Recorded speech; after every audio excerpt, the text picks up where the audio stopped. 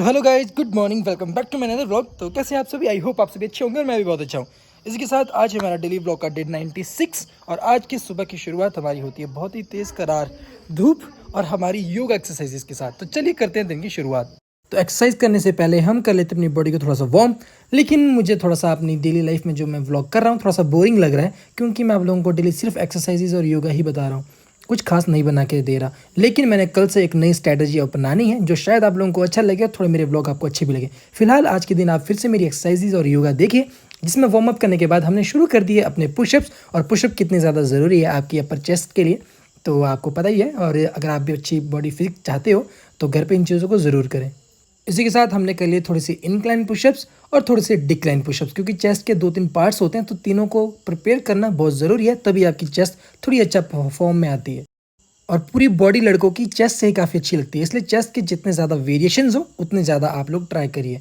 और ये थे वो थोड़े से फास्ट पुशअप्स जो मैंने सोशल मीडिया से सीखे हैं। इसमें बॉडी चेस्ट वगैरह एकदम से वार्म हो जाती है, तो इस चीज़ को भी आप घर पे ट्राई करें। देखने में थोड़ी मुश्किल लगती है लेकिन इतनी ज़्यादा ये है नहीं। तो अगर आप लोग भी ये चीज़ें करना चाहते हो तो ज़रूर ट्राई करें, क्योंकि पहले मुझसे भी ये नहीं होता था लेकिन अब मैं काफ़ी ईजिली कर लेता हूँ। उसके बाद हम शुरू कर देते हैं अपने थोड़े बहुत योगा, जिसमें हमने सबसे पहले शुरू किया अपना चक्रासन, क्योंकि ये आपकी फ्लेक्सिबिलिटी के लिए बहुत ज़्यादा ज़रूरी है। और शरीर को फ्लेक्सिबल बनाने के लिए योगा किया जाता है। अपनी इंटरनल बॉडी को अच्छे से ब्यूटीफुल बनाने के लिए आपको योगा करना बहुत ज़रूरी है। इसमें हमने थोड़े बहुत आसन कर लिए और ये थी थोड़ी सी अपनी बाजू की स्ट्रेंथ को इंक्रीज़ करने की एक्सरसाइज, और साथ में थी ये वाली, और इसका नाम था धनुरासन, जो कि बहुत ही ज़्यादा इफेक्टिव है आपकी बैक को फ्लेक्सिबल करने के लिए। और साथ में ही आज हमने फिर से कर लिया ये वाला आसन, जो बहुत ही ज़्यादा ईजी है लेकिन आपको बहुत ही ज़्यादा इफेक्ट ये डालता है और बहुत ही ज़्यादा अच्छे से प्रिपेयर करता है। साथ में अपनी बाजू की स्ट्रेंथ इंक्रीज़ करने के लिए अपनी पूरी बॉडी को आज हमने बैलेंस किया सिर्फ अपनी बाजू पे, इस तरीके से। उसके बाद अपनी बैक को फ्लेक्सिबल बनाने के लिए हमने कर दिया हलासन, जो बहुत ही ज़्यादा मुश्किल लगता था मुझे स्टार्टिंग में, लेकिन जैसे जैसे मैंने चीज़ें शुरू करी है बहुत ही ज़्यादा ईजी तरीके से मुझसे अब ये हो जाता है। इसलिए चीज़ें एक दिन में नहीं होती लेकिन एक दिन ज़रूर होती है, लेकिन आपको मेहनत तो करनी पड़ेगी। इसलिए आप भी अगर ये चीज़ें करना चाहते हो, खुद को अच्छा बनाना चाहते हो एक्सटर्नल और इंटरनल बॉडी से, तो आप इन चीज़ों को ज़रूर शुरू कीजिए। उसके बाद हम करते हैं थोड़ा सा वो चैलेंज जो हमने लास्ट टाइम भी किया था, क्योंकि 2 दिन हमने एक्सरसाइज नहीं करी है तो मैंने सारे के सारे वेरिएशंस आज ट्राई कर लिए। और इसके बाद हमने एक लास्ट में और एक चैलेंज किया है, वो आपको बताऊंगा एंड में। लेकिन अगर आप भी ये चैलेंजेस लेना चाहते हो और आपको देखने में काफ़ी ईजी लगता है तो आप भी घर में ट्राई करें, क्योंकि चैलेंजेस लेने चाहिए, लाइफ ज़्यादा अच्छी और ब्यूटीफुल बनती है।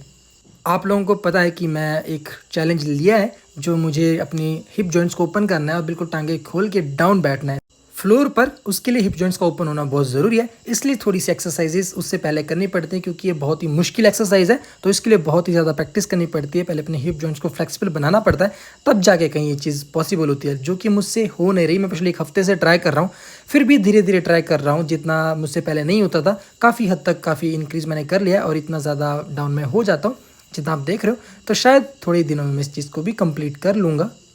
उसके बाद आज योगा करने के बाद अपनी फ्लेक्सिबिलिटी चेक करने के लिए हमने लिया सोशल मीडिया से एक थोड़ा सा चैलेंज, जो इतना मुश्किल नहीं था, लेकिन आपकी बॉडी फ्लेक्सिबल होना बहुत ज़्यादा ज़रूरी है इसके लिए। दिखने में काफ़ी इजी है लेकिन उतना है नहीं। तो चलिए एंड में लेते हैं भगवान का नाम।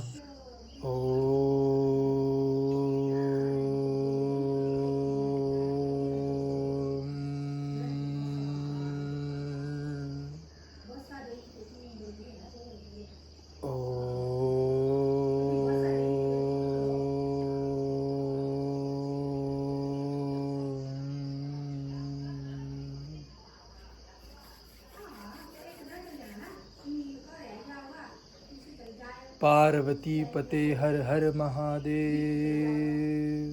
आज का दिन मेरे घर पे कोई था ही नहीं, तो शायद मैं व्लॉग में कुछ खास बना भी नहीं पाया, काफ़ी बोरिंग रहा है। लेकिन हमारा डिसिप्लिन है कि डेली हमें कुछ ना कुछ आपके लिए लाना है, तो आज हमने आपके लिए सारा एक्सरसाइज और योगा का ही सेशन रखा है।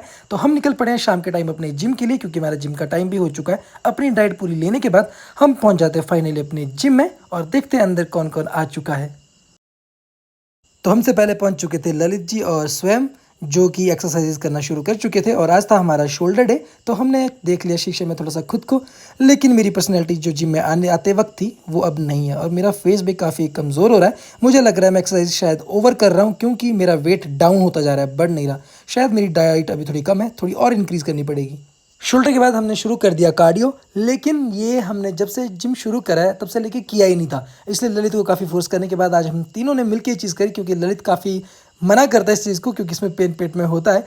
तो काफ़ी एक्सरसाइज करने के बाद ये दोनों थक गए थे और मैं इनकी वीडियो शूट करने लग गया, लेकिन इन्होंने फिर से शुरू कर दी क्योंकि ललित में थोड़ा सा फैट है पेट में। तो चलिए आज हमें ललित से बात भी करनी है बिजनेस के रिगार्डिंग। चलिए देखते हैं ये क्या बताता है।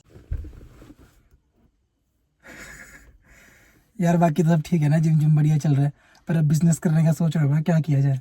अब तो इतना टाइम से बिजनेस चला रहा है, तेरे को कुछ तो बताना चाहिए, कुछ तो आइडिया दे यार मेरे को भी बता। आप देखो पूरी बिल्डिंग बन चुकी है, रेडी हो चुकी है और टाइम इतना हो चुका है, घर में 2-2.5 महीने हो चुके हैं, सब लोगों को पता भी है। अब तू इतना टाइम से लेके बिजनेस कर रहा है तो कुछ तो एक्सपीरियंस होगा, तू बता सकता है कि मार्केट में क्या डिमांड है, क्या लोगों को चाहिए, कुछ तो सजेस्ट करो यार। मैं तो आपको पहले बता रहा हूँ यार। क्या चीज़? जिसमें आपकी थोड़ी ऐसी हो, इंटरेस्ट हो जिसमें। तो क्या मेरे को देख के शर्मा रहा है शायद यार। लेकिन मैं सोच रहा था कि क्यों ना इसको व्लॉग में आज डाला जाए, क्योंकि काफ़ी सालों से इसकी फैमिली बिजनेस कर रही है। फैमिली बिजनेस इनका अपना है। कितने साल हो गए? होंगे 20-22 साल। 20-22 साल। और करोड़पति लोग तो ये पहले से ही हैं। तो मैं सोच रहा था कि एक्सपीरियंस इसके हिसाब से इससे पूछा जाएगी ये क्या बता सकता है जो मार्केट में चला सकते हैं, क्योंकि थोड़े टाइम में हमें भी अपना बिजनेस शुरू करना है। तो अगर ये अच्छा ओपिनियन दे पाएगा किसी बिजनेस को लेके तो हम वो चीज़ कर सकते हैं।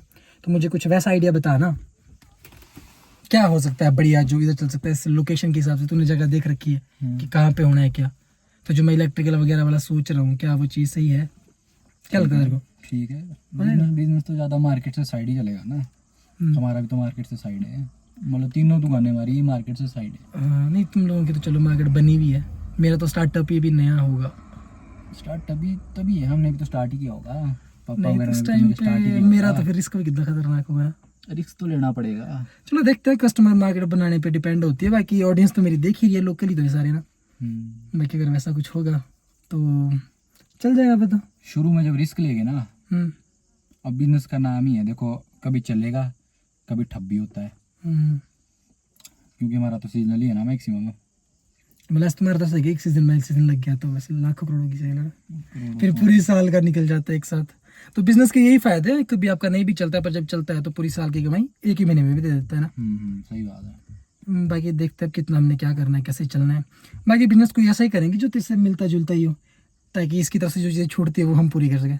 तो इसके कस्टमर हमारे पास भी आ सकते हैं। बाकी तो फिर मार्केट कैसे बनती है वो तो साथ ही बनानी पड़ेगी ना। सही बात। तो होप सो अच्छा बिजनेस हम भी कोई सुजेस्ट करेंगे, क्योंकि हमारी बिल्डिंग का काम भी कंप्लीट हो चुका है। तो जितना जल्दी हो सकेगा कि हम बिजनेस शुरू करेंगे और आप लोगों को भी बताएंगे। बाकी ललित तो साथ है ही ना। I am always with him.